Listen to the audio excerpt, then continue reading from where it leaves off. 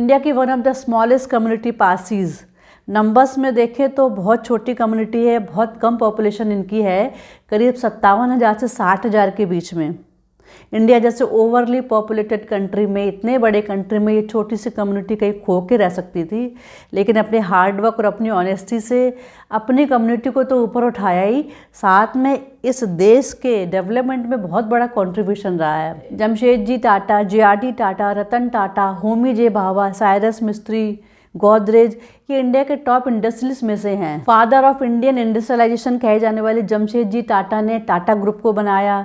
जमशेदजी टाटा ने जमशेदनगर शहर की स्थापना करी, जहाँ पे स्टील प्लांट लगाया उन्होंने। पहली स्टील मिल, पहला कमर्शियल एयरलाइंस, पहला लग्जरी होटल, पहला स्टॉक एक्सचेंज, इन सब के पीछे कहीं ना कहीं एक छोटी कम्युनिटी पारसीज का हाथ है। यहाँ पे क्वेश्चन ये उठता है कि इतनी छोटी कम्युनिटी किस तरह से इतने पैसे वाले और इतने बड़े बड़े इंडस्ट्रियलिस्ट कैसे बन गए।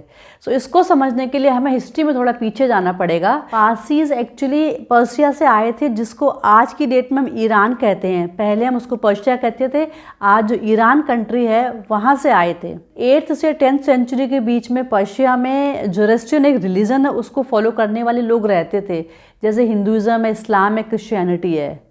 बहुत पॉपुलर रिलीजन नहीं था तब, और आज भी बहुत ज़्यादा पॉपुलर नहीं है, लेकिन कहते हैं ये सबसे पुराना रिलीजन है। एक मोनोथिस्टिक रिलीजन है और जिसकी शुरुआत पर्शिया में हुई थी। मोनोथिज्म का मतलब होता है कि एक सुप्रीम गॉड में बिलीव करते हैं। बहुत सारे मल्टीपल गॉड नहीं होते, सिर्फ एक भगवान होता है, जैसे कि इस्लाम और क्रिश्चियनिटी में भी है। जो पॉलीथिज्म में बिलीव करते हैं वो एक से ज़्यादा गॉड में बिलीव करते हैं, जैसे कि हिंदूज़ में एक से ज़्यादा कई भगवान में बिलीव करते हैं। 750 AD के आसपास जब इस्लामिक इन्वेजन अरब से बढ़ता हुआ इस कंट्री में पहुंचा, पर्शिया में पहुंचा, तो वहाँ पहुँच कर उन्होंने फोर्सफुली कन्वर्जन किए, बहुत सारे डिस्क्रिमिनेशंस किए, बहुत अत्याचार किए, बहुत लोगों को मारा। अपने आप को बचाने के लिए, अपनी आइडेंटिटी, अपने कल्चर को बचाने के लिए, अपने धर्म को बचाने के लिए कुछ लोग इकट्ठे होकर एक बोट से वहाँ से निकले और माइग्रेट किए इंडिया के वेस्टर्न पार्ट में, जो कि गुजरात है। पर्शिया से माइग्रेट करने की और उनकी इंडिया में सेटल होने की पूरी इन्फॉर्मेशन एक किताब में लिखी है, जिसका नाम है किस्सा संजान। उसमें लिखा हुआ है कि किस तरह से रिलीजियस पर्सिक्यूशन से बचने के लिए पारसीज पर्शिया छोड़कर माइग्रेट करते हैं और एक छोटे से आइलैंड द्वीप में रहते हैं। करीब 19 साल तक उस द्वीप में रहने के बाद, उस आइलैंड में रहने के बाद मेन लैंड में शिफ्ट करते हैं गुजरात में। जब गुजरात शिफ्ट होते हैं तो वहाँ रहने के लिए उन्हें जगह भी चाहिए थी, कुछ काम भी चाहिए था।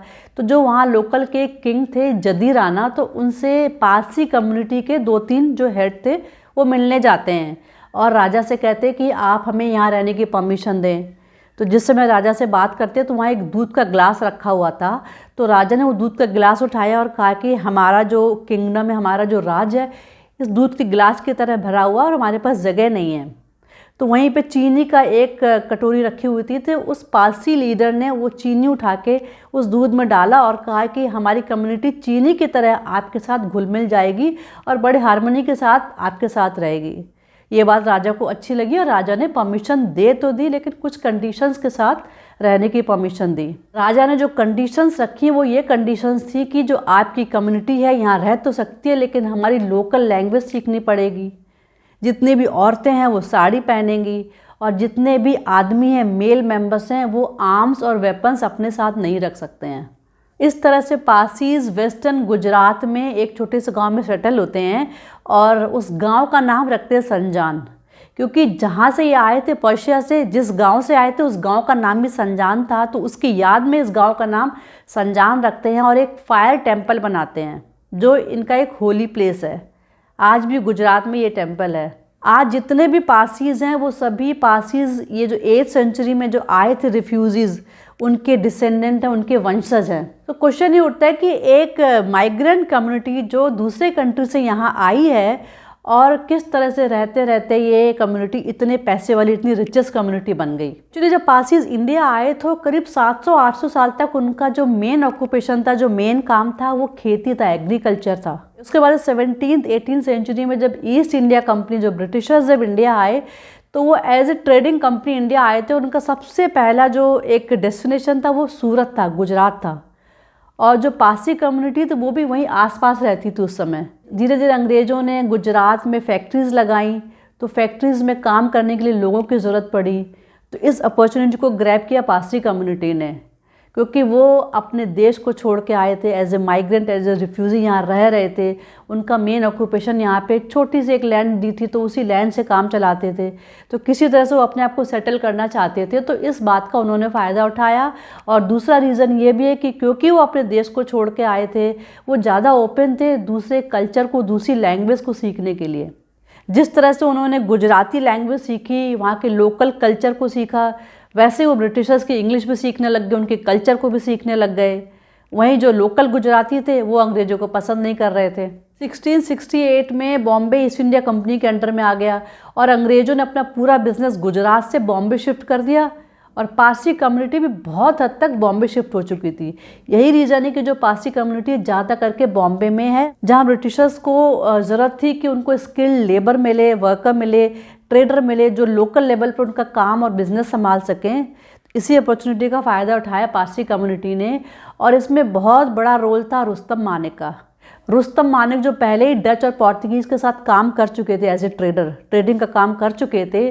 तो जब ब्रिटिशर्स आए, जब ईस्ट इंडिया कंपनी आई, तो इन ईस्ट इंडिया कंपनी वालों ने भी रुस्तम मानेक को एज ए ब्रोकर रखा। रुस्तम मानेक भी अपनी कम्युनिटी के लोगों को जो जिसको आता था स्किल्ड के अकॉर्डिंग कहीं ना कहीं ईस्ट इंडिया कंपनी में उनके बिजनेस में सेट करते चले गए। इसके बाद बहुत सी पारसी फैमिलीज, टाटा, वाडिया, मोदी, मेहता, पटेल, रेड्डी मनी, ये सब भी ब्रिटिशर्स के साथ एसोसिएटेड रहे। दूसरा बड़ा ब्रेक थ्रू था पारसीज के लिए ओपियम, अफीम जिसको हिंदी में कहते हैं, और कॉटन की ट्रेडिंग। ब्रिटिशर्स चाइना से चाय मंगाते थे और यूरोप में कई जगह भेजते थे। इसके बदले में उन शिप में वो इंडिया से ओपियम भेजता था चाइना। इस ट्रेड में बहुत पैसा कमाया ब्रिटिशर्स ने और पारसीज ने। लेकिन 1729 में जब चाइना की पॉपुलेशन बहुत ज़्यादा एडिक्ट होने लग गई, 4 में से 1 चाइनीज़ जो एडिक्ट होने लग गए इस ड्रग को लेकर, तो ये ओपियम बैन कर दिया गया। तो उसके बाद फिर कॉटन और सिल्क की ट्रेडिंग होने लग गई। उन दिनों कॉटन बहुत डिमांड में था और जब भी ये ट्रेडर्स चाइना जाते तो वहाँ से चाइनीज़ सिल्क साड़ीज़ लेके आते, जिनमें पर्शियन और चाइनीज़ डिज़ाइन होती थी, एम्ब्रॉयडरी होती थी। आज भी इनकी लेडीज़ वो साड़ी पहनती है जिसका नाम होता है गारा साड़ीज़। इस तरह से जो भी लोग इन बिज़नेस से जुड़े थे तो काफ़ी पैसा कमाया। जमशेदजी टाटा ने 1820 में इस बिज़नेस से करीब 2 करोड़ रुपए का ईयरली प्रॉफिट किया, जो कि आज की डेट में 2000 करोड़ रुपए है। इन्होंने अपने पैसे से काफ़ी चैरिटी का भी काम किया और अपनी कम्युनिटी के लिए भी काफ़ी काम करते, बहुत हेल्प करते हैं। Jamshedji school of art, Jamshedji medical college, Jamshedji hospitals, ऐसे बहुत सारे काम हैं जो कम्युनिटी के लिए करते हैं और देश के लिए करते हैं। पारसी कम्युनिटी इतनी चैरिटी करती है कि उन दोनों ब्रिटिशर्स एक कहावत कहते थे, पारसी दाई नेम इज चैरिटी, जो अपने समाज और अपने लोगों के लिए बहुत चैरिटी करते हैं। पारसी कम्युनिटी धीरे धीरे पॉपुलेशन में कम होती जा रही है और हर सेंसस में इनकी पॉपुलेशन 10 से 12% करीब घट रही है। इसका रीज़न ये है कि ट्रेडिशनली पारसी कम्युनिटी अपनी कम्युनिटी के अंदर ही शादी कर सकते थे, बाहर की कम्युनिटी या रिलीजन में शादी नहीं करते थे। 70s 80s में तो इसको बहुत टैबू मानते थे, बहुत गलत मानते थे। लेकिन इसमें अगर कोई पारसी लड़की किसी दूसरी कम्युनिटी के लड़के के साथ शादी करती है तो उनके बच्चों को पारसी नहीं कहा जाएगा। वहीं अगर पारसी लड़का किसी दूसरी कम्युनिटी की लड़की के साथ शादी करता है तो उसके बच्चे पारसी कहलाएंगे। इसके अलावा लेट मैरिज, उससे रिलेटेड हेल्थ इश्यूज़ और फर्टिलिटी रेट भी कम है। हर 4 डेथ पे 1 पारसी बच्चा पैदा होता है। But despite being so small in numbers, इनका कॉन्ट्रीब्यूशन समाज में, देश में डिसप्रपोर्शनेट है। आई होप फ्रेंड आपको ये वीडियो अच्छा लगा होगा। If you like my video please like and subscribe my channel.